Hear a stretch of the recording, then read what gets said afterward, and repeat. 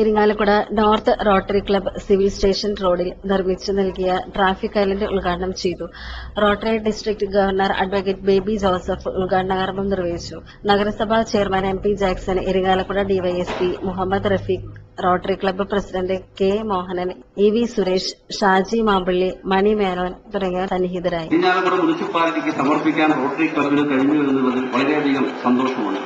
മറ്റൊരു കാര്യം, ഇരിങ്ങാലക്കുട മുനിസിപ്പാലിറ്റി, പ്രത്യേകിച്ച് ഇരിങ്ങാലക്കുട മുനിസിപ്പൽ ചെയർമാന്റെ വികസന നയത്തിന്റെ, അത് വികസന നയം എന്ന് പറഞ്ഞാൽ ഇരിങ്ങാലക്കുട മുനിസിപ്പൽ കൌൺസിൽ മുന്നിൽ വയ്ക്കുന്നത് ജനങ്ങളുടെ ക്ഷേമ പ്രവർത്തനങ്ങളും അതുപോലെ അടിസ്ഥാന സൗകര്യങ്ങളുടെ വികസനങ്ങൾ മാത്രമല്ല, ഇരിങ്ങാലക്കുട പട്ടണം ഒരു സൗന്ദര്യമുള്ള പട്ടണമാക്കി മാറ്റണമെന്ന് ചെയർമാൻ വളരെ അസന്നിഗ്ധമായി പ്രസ്താവിക്കുകയും ആ പ്രസ്താവനയുടെ അടിസ്ഥാനത്തിൽ ഇരിങ്ങാലക്കുടയിൽ പ്രവർത്തിക്കുന്ന സന്നദ്ധ സംഘടനകളെ കോർത്തിണക്കിക്കൊണ്ട് ഇരിങ്ങാലക്കുട വികസനത്തിന് പുതിയൊരു അധ്യായം കൂട്ടിച്ചേർക്കാൻ നമ്മുടെ ആദരണീയനായ ചെയർമാൻ വളരെയധികം പ്രാമുഖ്യം നൽകിയിരുന്നു.